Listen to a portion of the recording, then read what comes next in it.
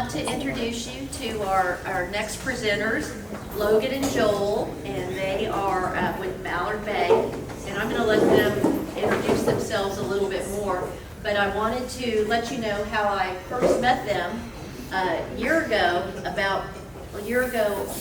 April. I was a judge at the Rice Business Plan competition, and these young men presented at the competition, and I loved them. And I thought they were fantastic and wanted, what did y'all win? $325,000.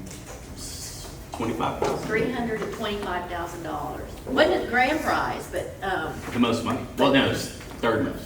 third most money. But I was so impressed with them at that time that I brought them down here last year, and they received investment from one of our members, a very substantial investment, and then from the group themselves.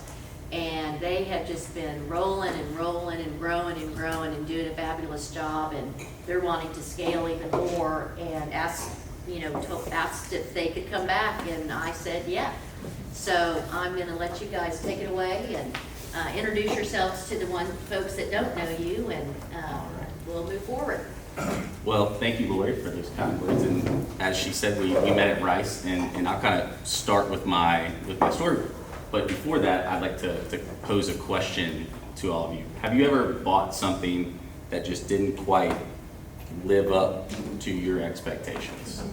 Yeah. Right? You're probably thinking about the last time you invested in a startup that went belly up or whatever. But so do you remember that feeling of disappointment that you had? Well, that's exactly how I felt after trying to plan a trip for my dad and I to go on a guided duck hunt in Oklahoma.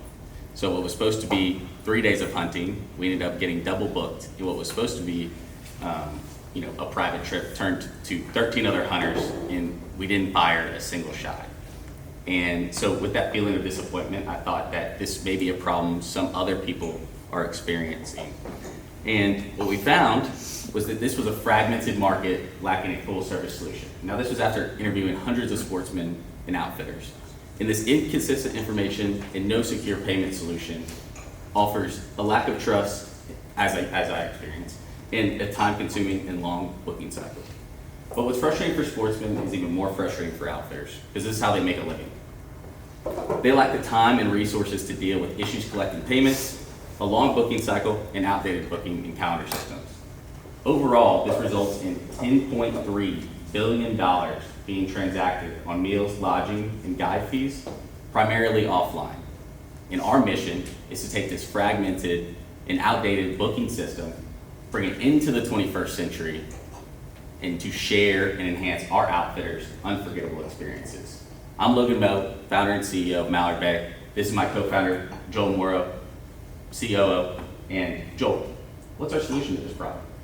Our solution is the Mallard Bay platform, an Airbnb-style booking marketplace where outdoor enthusiasts can browse and book guided hunting and fishing trips with some of the top hunting and fishing guides across North America. So when you visit mallardbay.com, you can first search trips by state or species, as well as a relative date range of when you're looking to go. You can then browse availability from some of the top guides across North America, and then you have all the information that you need to make a decision on where you'd like to go. From there, the booking process is simple. You select your dates, you choose your add-on options such as meals, lodging, gun rentals, so on and so forth, and then you're able to make a secure payment with a credit card or a connected bank account using Stripe as our secure payment processor. At that point, once the booking request is made, the outfitters are going to see a text or email notification to log into our outfitter management system, which is our custom in-house dashboard where they can log in and create and edit their listings. They can manage their availability in real time, as well as how many spots are available on each date. And then through their booking dashboard, they can review all of their requested, upcoming, completed bookings, as well as all the invoices and customer information for all these past bookings. But most importantly, they're able to get paid months, sometimes even a year or more in advance through Stripe, which they can then turn around and reinvest into their businesses. So in summary, we provide value to both sides of the marketplace. For sportsmen, we're providing a safer, easier, more reliable way to book trips with vetted guides with real-time availability.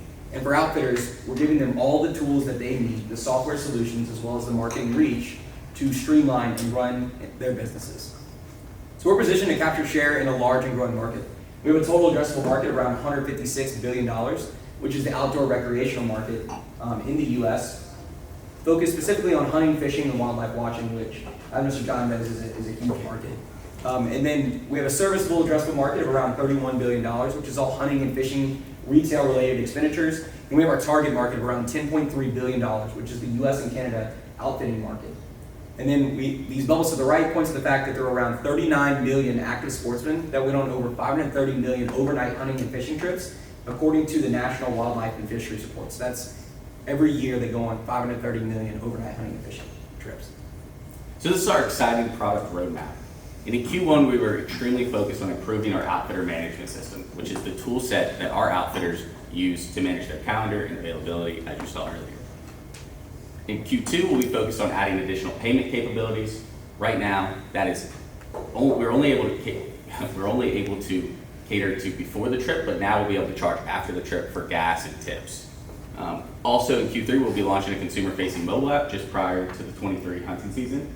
And that will be putting our outfitters in the pockets of sportsmen and women everywhere. And in Q4, we'll be vertically integrating our software deeper into our outfitters' workflows through additional revenue streams and opportunities, like embedded products, such as the ability for outfitters to pay their guides, and the opportunity to sell insurance to both sides of our marketplace so that they can insure their trips and also their businesses. So we have a simple and unique business model. So our outfitters pay the 2.9% credit card processing fee charged by Stripe, and our sportsmen pay a 5 to 8% booking fee at the time of checkout. Very similar model to Airbnb. Now, we've also begun to delve into other additional revenue streams, such as our guide tech subscriptions, where our outfitters pay monthly for additional products and services, like marketing add-ons or campaigns so they can launch their books for the next season. And also get into more additional revenue streams in Q&A, and we can talk about that. But. So Mallard Bay offers a host of benefits and features that differentiate us from our competitors. For one, we have industry low fees compared to the status quo or to using a booking agent, which allows us to have a true alignment of incentives with our guide partners and allows us to capture 100% share of their bookings, not just the last 5 to 10% that they're trying to fill every year. We also have a website integration where these outfitters can integrate their calendars as well as payment acceptance capabilities with their existing websites, again, allowing us to capture all of that organic traffic and capture their new and existing clientele. We allow for co-branding, video uploading, and are by far the market leader when it comes to social media following, with over 186,000 followers across our social accounts, where we showcase the trips as well as the success stories of the guides that host them. So this unique business model and differentiated features have led to rapid adoption from our outfitter base. Since launching, we've added over 320 outfitters to the platform across 37 different states. And these outfitters offer over $218 million worth of trips each year. So that's annual potential booking volume. And this chart to the right, sorry the numbers are so small, but points to the fact that, points to the power of adoption once an outfitter actually starts pushing bookings through the software. So our top 5 outfitters average over $250,000 in bookings. That's at an average booking frequency of 48 times and an average order value of over $6,000. So this adoption has led to explosive growth when it comes to bookings. So since launch, or since January of 2022, we processed over $2 million worth of bookings. That's at an average booking value of over $3,000, and we've grown our recurring revenue streams to over $280,000. So some things I'd like to point out, we posted 3 consecutive quarters of over 100% quarter-over-quarter growth, and in all of 2022, we did around $800,000 in bookings, and in Q1 of 23, we surpassed that by a good margin. And last time when we pitched RGVAN, it was April, we've since grown our monthly revenue by over 4,000%. So we have an actionable growth strategy. First, we wanted that you could see is working. But first, we wanted to establish a large and growing following on social media. We've done that with over 180,000 followers on social media. We've earned traditional media through appearing on outdoor podcasts and outdoor publications, such as the Quack Check podcast. And our SEO strategy also allows us to grab organic traffic for Google and continuing to keep that as a consistent growth driver of our organic traffic overall. And in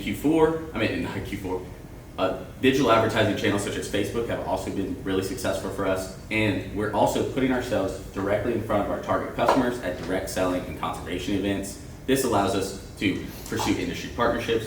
And lastly, we retain and reward our users through a referrals and rewards program.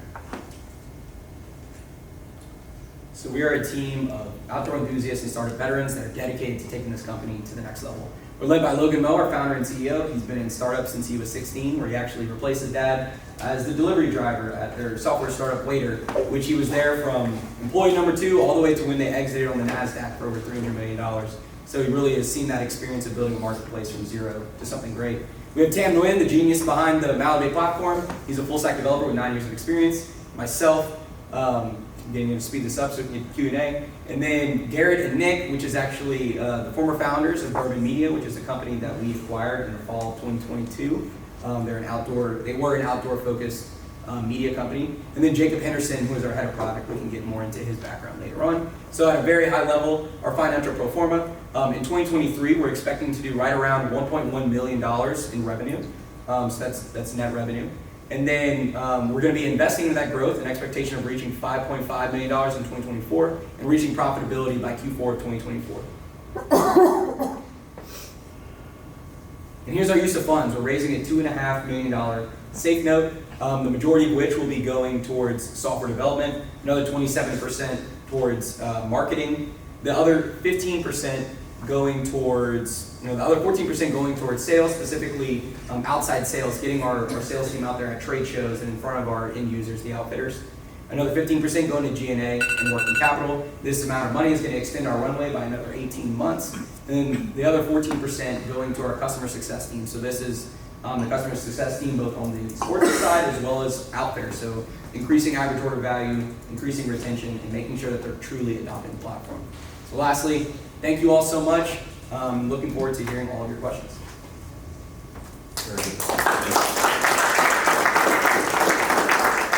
Open it up to questions. I think I heard you say the word sport watching also? Or no? Wildlife watching. Oh, wildlife, okay, wildlife watching, that's what I Yeah. meant, but I know you talked about hunting a lot, but I know there's, million birds or whatever, are y'all making progress in that target audience also? Or? So that's a great question. And while we would like to pursue that eventually, and it is included in our total addressable market, right now we're really focused on the sportsmen and women in North America that are pursuing hunting and fishing trips. That's where the money is. And there's a lot of money in this space. Well, and I can partially answer that question. Bird watchers, if you want them to come, they'll pay you $10. Yeah. Wildlife photographers will pay you $300, $400, $500 a day. So you have to go after where the money is. Okay. I didn't hear your exit strategy. That's a great question. So we like to think of our exit strategy in a few different ways. And as you can see, we have a really expansive appendix with all of what we will need to answer your beautiful questions. So that is a great question. We like to think of our exit strategy in a number of different categories. So if you look up to the left, you're going to see our outdoor tech companies. This is what you see our Guide Tech product, which is our subscription integration for outfitters. And so that's a company like OnX that does mapping for outdoor company or for our guides. Hip Camp and these outdoor tech companies could potentially acquire us. In the right, you'll see a more likely exit scenario in the travel tech and booking space. This is your Booking.com, your Airbnb, and that's how we've actually decided to pursue the website integration directly, because Fair Harbor up there to the top right actually exited for $200 million, and down here to the left, What you'll was see Fair Harbor? What kind of business? It did what we're doing, but for tours, guided tours. So like a scheduling software, but not necessarily focused with Yeah. backend software on hunting and fishing, more just like raft guides, zip lining, and stuff. Yes. Cool. Yes. So we're pursuing a very similar strategy to what they did, except they're not focused on the hunting and fishing space specifically. So e-commerce, this would be your Bass Pro Shops, your Orvis, your legacy outdoor brands, looking for the opportunity to capitalize on our, the data that we're collecting on these sportsmen that are interested in trips, and transacting through our platform, getting curated recommendations through an integration. And then lastly, and kind of one that's more recent, is the business SaaS landscape with your companies like HubSpot, Salesforce, and Intuit. This is where they really value the overall ability to integrate the software into multiple different streams of the outfitters. Like that's your QuickBooks integration, and we're able to do that because of our software proprietary. Is there any competition? Do you have any competitors? Yes. So we do have competitors, and Joel, I let you elaborate on this a little bit more. I'll just kind of go over the main differentiation between the top two there, right? So we have two legacy competitors, Book Your Hunt and Fishing Booker. So Book Your Hunt is on the hunting side of things, Fishing Booker obviously fishing. So Book Your Hunt has been around for like 5 or 6 years, and they are mainly focused around lead generation. So it's not the software tool aspect where that outfitter's logging in every day, managing all aspects of their business. It's more like a Craigslist where you're posting, hey, these are the trips that I have available. And that's like their core value prop. But they're charging 30% to each outfitter every time they get a booking through them. So no one's gonna sign up their lives or multi-million-dollar book of business and run everything through them. They're also based in Eastern Europe, so they don't have that same boots on the ground approach that we're able to provide, being based in South Louisiana and now moving to Texas. And Fishing Booker is a very similar concept. They're really focused on lead generation, based in Eastern Europe, and they're focused specifically on the fishing space, and they have a sliding scale of 10, 20, or 30% that they take from the charter based on how, and they advertise, they bring your listings to the top based on how much you're willing to give them. So it doesn't necessarily mean that the best guides are gonna rise to the top, it's the people that are trying to fill their dates. So anyway, we've gotten a lot of really good feedback from outfitters that have switched from them to us, and that's kind of that booking adoption curve that you've seen, is them realizing, wait, there's no reason for me to not want to run all of my bookings through this. It's an alignment of incentives. Great question. I don't know if this is an important question or not, but it came to my mind. When an outfitter books with you, are they exclusive to you, or do they have other facilities where they can book trips? So that's a great question. And the one way we provide exclusivity for our outfitters is when they decide to do 100% of their books through our outfitter management system. And so, while not every outfitter that we have is booking exclusively through us, what we call our guide tech cohort, and I kind of go through kind of our pricing for that specific product, but essentially we're able to, was this at the end? Oh, there we go. Yeah. So this is our subscription breakdown. So you see different tiers. So our most popular tier, our Guide Pro, that's going to be that exclusive kind of booking engine. But this is because we're owning not only the booking system that they're running their books, but their website, the integration to book with our calendar, and also even kind of before, which is the marketing side of things. So, as a quick follow-up to that, so there is some examples, especially in like the big game space, where they're selling these really large trips, or one of our outfitters that's based in Canada, like they sell $40,000 packages and stuff. Well, they'll rely on a booking agent to go to these trade shows and try to sell the trips for them. So they take their like 10, 20% cut, and we're now working on integrations where the booking agents will actually be able to log in, and all of instead of the outfitter receiving the cut, receiving the full booking and then having to settle up on the side with the booking agent, they'll be able to do it all through the platform. So booking agent gets his cut, he's just logging in on a separate like outfitter account, and he's still able to showcase all the different trips that are under his book of business. So basically, if I just decided I'm gonna quit being a lawyer and I wanna go be a fishing guide, I can just like get this guide premium and you'll run my whole business for me because that's really interesting to me. well, Because I just want to fish. right. So that is, you make a very great point there. But you're making it easy for people to be like fishing guides, right? Right. Well, so we do like for you to have experience, and there is a You might have to have a charter captain. there is a vetting process. Okay. However, you're absolutely right. Some people have been doing this on the side, and they do want to make a more substantial business out of it, or maybe they've just never had an online presence. Right. They need a website. They need marketing campaigns. They don't know where to start.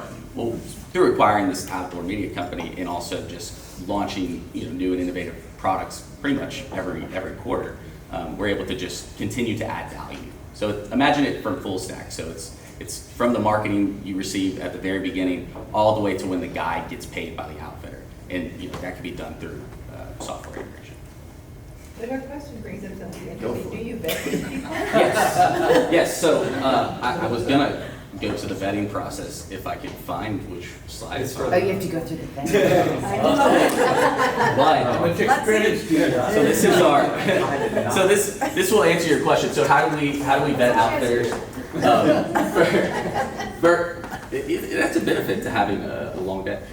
Get time to think about the question. So how do we vet outfitters? So we have license requirements. We're evaluating their Google and Facebook reviews. We're calling on references. We're having several phone calls. If they don't want to communicate, Raphael brought up a good question at lunch today. It was like, what happens if you guys deem one not fit for the platform? Well, simply, it's a qualification process, and this is what we do. It's not yet. Yeah, right. Right. So if they don't make the cut, then we don't add them. Yes, I was just curious, so you pitched originally about a year ago, right? right.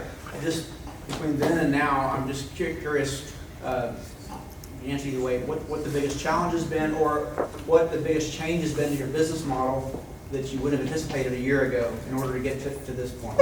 Yeah, so the biggest change and biggest challenge we would have seen, that was not a good one, but the biggest change to our business model is the subscription products. Not only from the acquisition, the capability to be able to build a website in 2 days, because they were already doing this and had a system in place. But the opportunity for outfitters to learn and have an incentive to learn how to use the platform, because change is the biggest thing that they struggle with. I've been doing my business this way for so long. You know, what possibly could you do to help me? Well, first you have to try. And that's been the biggest thing, is educating them, getting them to get started. And that's what's led to a majority of the growth, is that heavy adoption from our first, true power users, and then the influence that they provide for us in the space. And I'd say a follow-up to that is actually the question Bill asked us right when we were walking in, is what's been the biggest surprise that y'all have seen in the last year? And what I would say is it's the willingness for the guides who are successful, say Cadillac Creek, who's run $500,000 of bookings through us, how willing they are to go out on their social media and talk about how much this software has changed their life. And now they actually have time to deal with their kids and their family, and they're not just getting phone calls all the time. People are able to go and book directly, and they're getting paid up front. So that has been such a big value driver for us, is that social proof of these well-established outfitters saying that this works, you guys need to try this. Because that goes a much longer way than me just cold calling a guy 30 times. It's when someone they trust calls them and says, guys, this Joel's really not works. still doing cold calls, guys. Just But great question. Yes. I'm not asking you to name names, but do you have any Rio Grande Valley outfitters that are your customers? Fishing or hunting? That's a great question, and the answer is I'm not exactly sure, but I do not believe we have a kind of a stronghold in this specific market. However, if you guys do know any outfitters in the area, we will be happy to talk to them and run their business. Yeah, right there. You'll have to take There's a a fishing lot in first. this. Mark, can you provide a I'll hire a reference? guide through your, No. She didn't your have a boat. platform. She does now. Details. No. She doesn't have a vote. I usually just look at us. Go ahead. So who's on the hook if somebody prepays and then, the guy, let's say you go out of business, or it's Brandy, she runs into the bridge. So that's a great question, and Joel, I think I can piggyback off of what you would have to say. So I would say first and foremost, I'll address the first one, like if someone were to get injured on a trip, they're typically signing a liability hold harmless before they go on the trip with the outfitter. I guess it's not as common when you're going on board with a fishing charter, but also just in our terms and policies, every time you're booking through Mallard Bay, you're holding us harmless from injury that could exist. But the payment, If I prepay yeah. a year out. And in the situation that, yeah. So kind of to the way I would think about it is, or the way we go about our policy is, we go with the outfitter's cancellation policy first, and then in any situation in which there is a conflict and one party does not agree, we are the conflict resolution kind of intermediary there. And true to that point, out of the 1,500 sportsmen that we've had go on trips, over the last year, or since launch, we've only had a handful of trips canceled, that there was no immediate, hey, this was my fault, but we do hold the power to exchange the money. So from the outfitters, we can reverse the transfer if they did something in bad faith.